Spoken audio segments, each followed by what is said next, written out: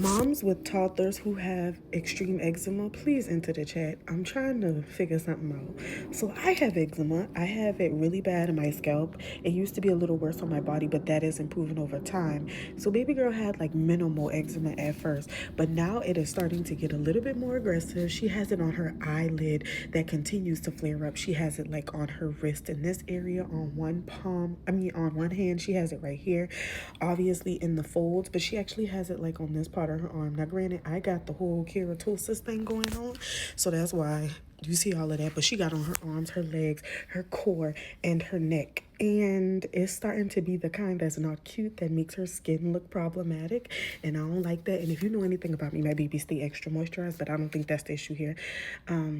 We have been to the dermatologist. This week will be our third appointment. We tried one cream for like a day, and then she ended up getting hand, foot, and mouth, and I think that's when all things catapulted forward. We didn't continue usage of that particular cream, so then we tried a different cream. That one doesn't really seem to be doing what I needed to do. It doesn't have steroids in it, so please keep that in mind, because it's one cream that she can use on her entire body.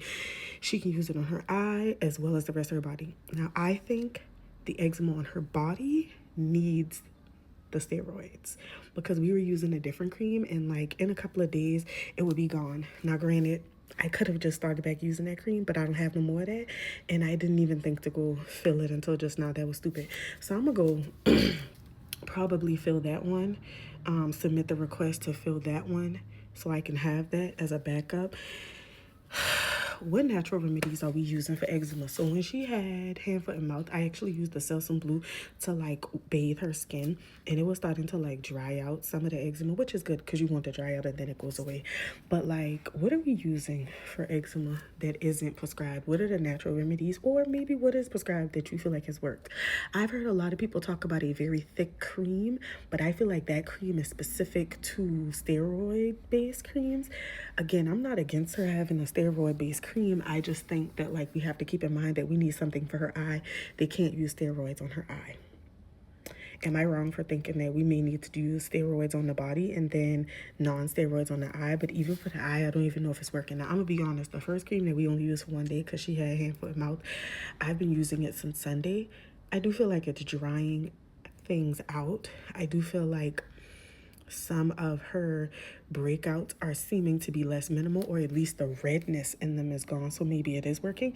That was the first cream that was prescribed. I feel like that was the best case scenario. And then I'm just kind of like, does it get worse before it gets better? Please somebody ease my mind, because right now I don't want my baby to have ugly skin, is how I feel about it. And I know that's really vain, but y'all gotta remember that like your children are cruel, and the children that are being raised after them will also be cruel. And I don't want, because my baby got bumpy, scaly skin, now you want to see that she's not cute because she's beautiful, and she'd be one of the baddest ones in the room because she looks like mama. Oh, okay.